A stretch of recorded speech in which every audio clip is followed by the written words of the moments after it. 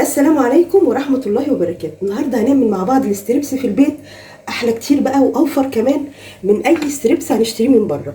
وطبعا التتبيله بتاعته احنا ضامنينها في البيت. انا قبل كده كنت متبلاه عشان اقتصر معاكم الفيديو، حاطه له بصل، فص ثوم، دبس رمان، التوابل بقى بتاعتنا اللي احنا بنحبها، ليمون، وبعدين عايزين تحطوا له رشه من الخل، يعني معلقه صغيره من الخل البلسمك، وبنتبل ده كله فيه مع الملح والتوابل بقى، قرفه، كل البهارات اللي بتحبوها، حاطه له بابريكا وقرفه وكركم وكل حاجه والملح، وبسيبه في التلاجة لمدة يوم. بصوا ببقى مقطعاه شرايح رفيعة، طبعا حسب ما بنحب كلنا نقطع الستريبس بيبقى بالشكل ده، بيبقى رفيع.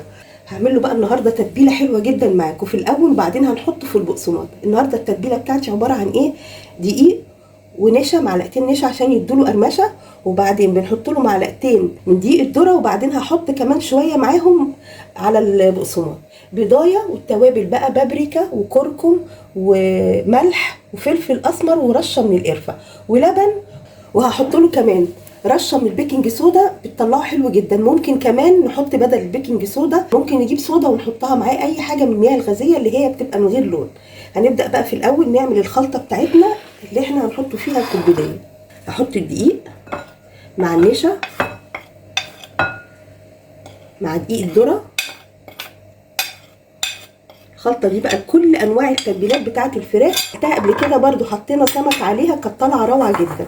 وبعدين بنحط بقى التوابل، وهحط بقى ربع معلقه صغيره من البيكنج صودا، وهحط البيضايه واللبن، وهنشوف بقى طبعا القوام بتاعنا عامل ازاي، وعلى الاساس ده هنخفف او نتقل القوام. في البدايه كده شويه صغيرين من اللبن بالويسك بقى.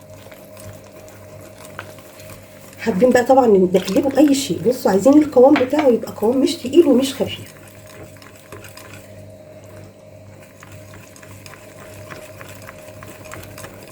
بصوا بقى القوام بتاعه بيبقى بالشكل ده عشان احنا لسه هنحطه في البقسماط. خلاص كده احنا خلصنا الخلطه دي. هنحط بقى دقيق الذره مع البقسماط كده، ونقلب الخليط ده مع بعض. دقيق الذره بيبقى حلو جدا لما بنيجي نحمر بيه اي بانيهات بقى، نحمر بيه سمك، البانيه الستريبس النهارده بيبقى حلو جدا. هنحط بقى كده في الخلطه دي، وبعدين نرجع على طول هنا كده، دايما دي تبقى ناشفه معانا كده، وبعدين نرجع على طول نحطه في البقسماط. ممكن نعمل ايه، احط كام واحده اهو، حتى لو احنا حابين. بص كل ما بيتنقع حلو كمان كل ما بيدينا نتيجه افضل، فاحنا بنحطه كده كله علشان الموضوع يبقى فيه يبقى سهل يعني معانا. اهو كام واحده بس. هطلع بقى من الخلطه دي كده وابدا على طول احط في البقسماط.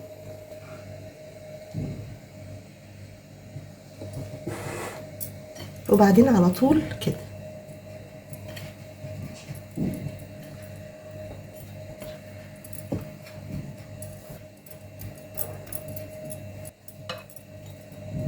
ونضغط حلو فيها. لو انتوا حابين بقى تصغروا عن كده، انا حسيت ان دي كبيره شويه بالنسبه للستريبس يعني، بس هي بتبقى ساعات في وحدات بتبقى جايه كده ووحدات رفيعه. احط كمان واحده، وحاطين طبعا احنا الزيت على النار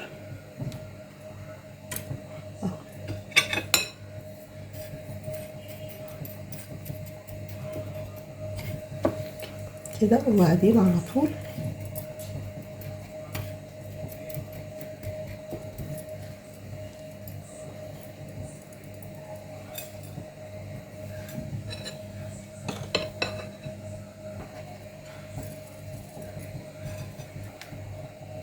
طبعا احنا بنعمل كام واحده، وبعدين على طول بنكون مجهزين الحاجه، يعني نخلص كل الخليط اللي عندنا. شوف الكميه اللي انتوا حابينها بقى. انا بعمل ايه كمان، بعمل حبه وافرزهم، ويبقى على طول سهل على طول على التحميل. يعني كل ما نحب نعمله، انتوا عارفين الحاجات دي من الحاجات السهله لو ما فيش في دماغنا حاجه نعملها، فبنفرز شويه، والاخر بقى ايه، نيجي على التحميل على طول. كل ما نحب نطلع مجموعه نطلعها ونحمر كده. خلاص وحمر بقى ايه، هعمل كمان كام واحده وهنحمرهم برده مع بعض. طبعا احنا عاملين زيت غزير زي ما انتم شايفين بقى، نروح ايه نسمي الله، وزي ما انتم شايفين كده الزيت قدح معانا، ونحط.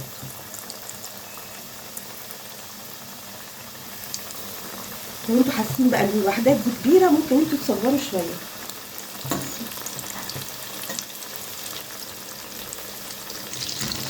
بصوا بقى نحاول نقلبه كده بالراحه. وخلاص تقريبا خلاص قرب يتحمر.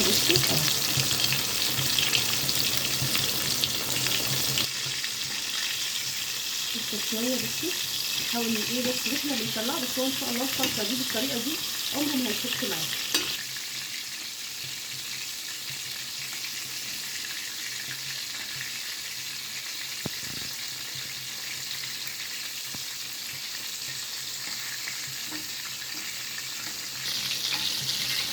بصوا خلاص هو كده اتحمر، هنطلعه بقى. هحط كمان كام واحده برده معاكم على طبق طبعا فيه مناديل، وبعدين ايه نروح مطلعين. ممكن تعملوا ايه بقى، طبعا احنا بنشتريه من بره كمان، هم بيبقوا عاملين له عمليه تحمير قبل كده، يعني تحمير مسبق كده عشان يسهلوا، يحمروه مره وبعدين يجوا في الاخر ايه بيتفرم ويتحمر تاني. حط كمان شويه.